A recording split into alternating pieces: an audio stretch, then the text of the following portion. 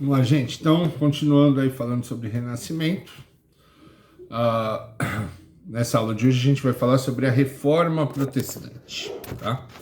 Como eu expliquei na aula anterior, o renascimento, esse processo que a burguesia patrocina, financia, para que surjam transformações por toda a Europa que enfraqueçam o poder, principalmente o poder da religião católica na Europa, fazendo com que a igreja perca poder político e que os burgueses herdem esse poder, tá? Então, esse é mais ou menos uma ideia bem básica do Renascimento. Enfraquecer o catolicismo, nada pode ser mais útil para enfraquecer uma religião do que o surgimento de uma outra, tá? O fortalecimento de uma nova religião, tá? Lembrando que a burguesia, lembrando que os renascentistas não são contra a religião, tá? Todos eles são cristãos, a grande maioria, salvo algumas exceções, são cristãos, são pessoas que acreditam firmemente que são católicos, outros vão se tornar protestantes, mas são pessoas fiéis à sua religião. Eles não são contra a religião, eles são contra o controle político da Igreja Católica. O que eles querem enfraquecer não é a religião, não é um ataque à religião, um ataque a Deus. É um ataque ao controle político dos líderes religiosos, que usam da religião para fazer com que suas vontades políticas sejam cumpridas, tá? Voltando a frisar isso para não ficar uma coisa mal entendida. O que vai acontecer, gente? A religião católica, ela vai ter durante toda a Idade Média uma série de ações, uma série de atitudes, uma série de regras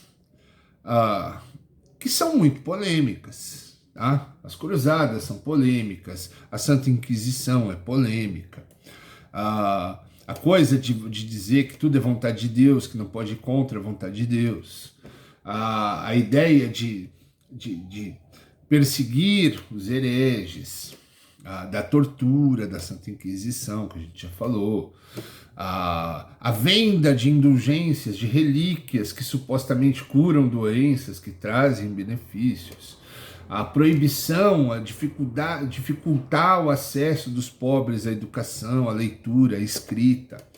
A igreja tinha tantas ações polêmicas, a igreja tinha assim a teimosia de fazer com que as missas continuassem sendo rezadas em latim, que é a língua original do Império Romano, que já não existia há séculos. As missas continuavam sendo rezadas em latim, ou seja, as pessoas pouco ou nada entendiam do que o padre estava falando e eram obrigadas a ir à missa para não serem perseguidas.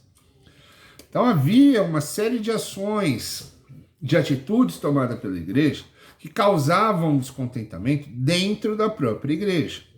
Então, dentro da Igreja Católica, nem todos vão concordar com essas ações. Então, durante toda a história da Igreja Católica, em vários momentos dentro da igreja, você teve grupos contrários às ações que eram tomadas. Isso levou a igreja, séculos antes do fim da Idade Média, a igreja se tornar duas, Igreja Católica e Igreja Ortodoxa. Com o fortalecimento da Igreja Católica dominando a Europa, é claro que as ações da igreja, dentro da igreja, vão repercutir. Você vai ter grupos favoráveis a algumas ações e grupos contrários, tá? A venda de indulgências é um grande exemplo. A igreja vendia milagres, vendia objetos que supostamente curavam doenças, traziam benefícios. As pessoas pagavam para entrar dentro de uma igreja e passar a mão num manto que supostamente era de um santo. Gente, o cravo é o prego que se usou para pregar Jesus na cruz. Durante o período da Idade Média, você tem notícia que ele foram vendidos mais de 200.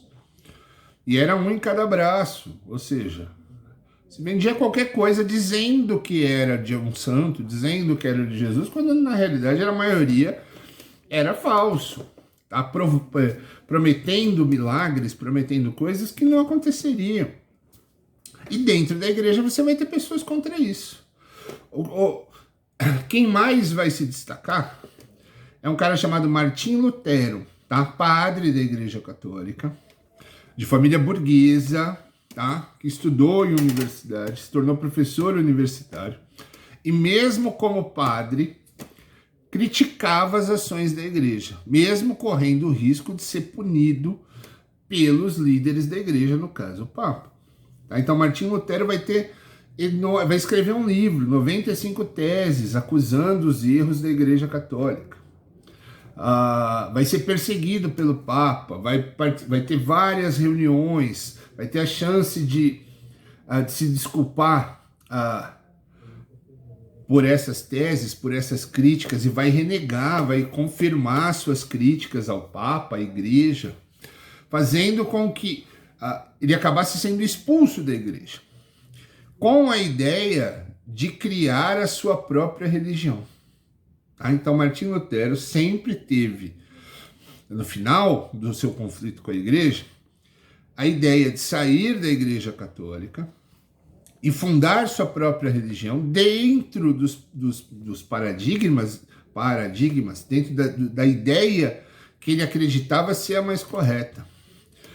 Dando ao cidadão, ao povo, a condição de ler, de ter a sua própria interpretação da Bíblia. Só que aí o cara tem que saber ler, de levar a leitura escrita para essas pessoas, dando a oportunidade que as pessoas lessem a Bíblia, tirassem suas conclusões, discutissem essas conclusões, de proibir a venda de indulgências, adoração a ídolos. Ele tinha uma série de ideias. E ao expor essas ideias, a falar publicamente dessas ideias, ao criticar publicamente a Igreja Católica, a criticar diretamente a figura do Papa, contestando as ações que o Papa tomava, com um teor muito mais político e econômico do que realmente religioso. E aí ele acaba sendo expulso da Igreja e perseguido. E ele tem essa ideia de montar uma igreja, mas para isso ele vai precisar de um apoio. Ele não tem condições de se proteger da Santa Inquisição ou da perseguição da igreja. Ele não tem condições de montar a sua igreja, de ensinar o povo a ler, ensinar o povo a escrever, dar meios para que esse povo tivesse sua livre interpretação das escrituras. Então tudo aquilo que ele planejava, toda a ideia que ele tinha de uma nova religião, de uma religião que protestasse contra o que era feito pela Igreja Católica, ele vai precisar de muito dinheiro e de muita força. Não só força pessoal, de ideais, ideológica, mas uma força que o protegesse fisicamente dos ataques. Ele e a sua igreja. As ideias de Lutero, mesmo antes dele ser expulso, já encontravam seguidores na Europa, principalmente na Alemanha, que é a região onde ele estava. Então você tinha grupos, pessoas, camponeses, que mesmo antes de Lutero sair da igreja, já seguiam suas ideias. Então havia uma clara e óbvia certeza da parte de todos que ao montar uma igreja ele conseguiria seguidores. Mas para isso é o que eu falei, ele precisa de dinheiro e precisa de proteção, que ele não tem, e ele não tem condição de bancar. Mas a burguesia tem. E aí dentro da Alemanha, burgueses alemães, mesmo contra a vontade dos seus líderes políticos, vão abrigar Martinho Lutero, vão proteger Martinho Lutero e dar condições estruturais, condições materiais, financeiras e tranquilidade para que ele possa colocar em prática a sua igreja protestante. É o surgimento da igreja protestante. Que protestante, eu já falei isso umas 1000 vezes, mas vou repetir. Protestante no Brasil é o que a gente chama de igreja evangélica.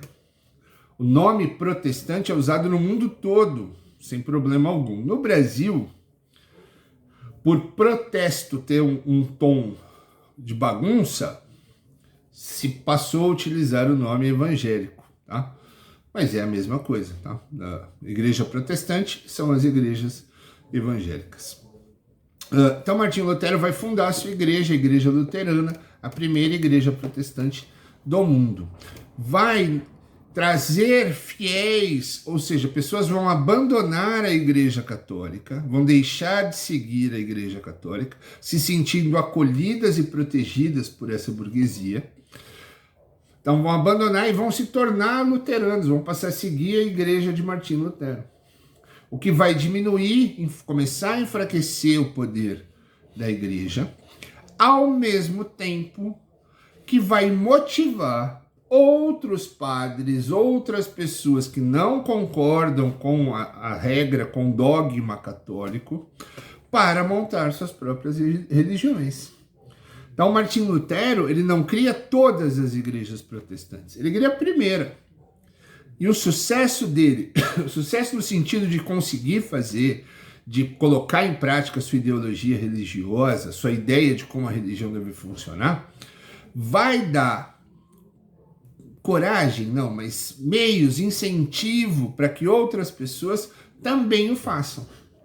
E aí vão surgir outras igrejas, todas elas consideradas protestantes, porque vem contra não, mas protestando, diferente daquilo do que a Igreja Católica fazia, cada uma com ideias similares, mas ao mesmo tempo diferentes, mas todas elas tirando fiéis da Igreja Católica. Ou seja, reduzindo o poder da Igreja Católica.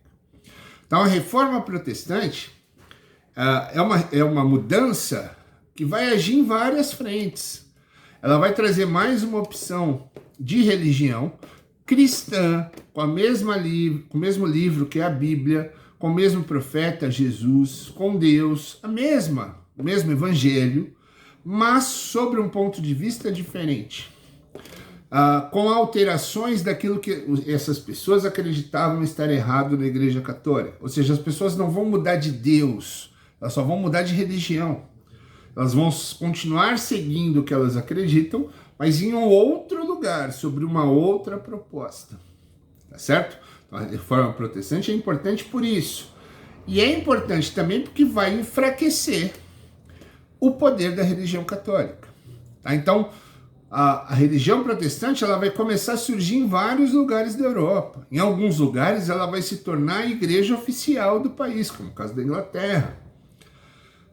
A Inglaterra, sobre o reinado de Henrique VIII, vai deixar de ter igreja católica e vão ser todas protestantes. Então ela vai ganhar um espaço que antes era todo da igreja católica. Vai enfraquecer o poder da igreja católica, sem criar um poder político, apenas, inicialmente, um poder religioso. Hoje isso mudou totalmente, tá? Mas estou falando daquela época.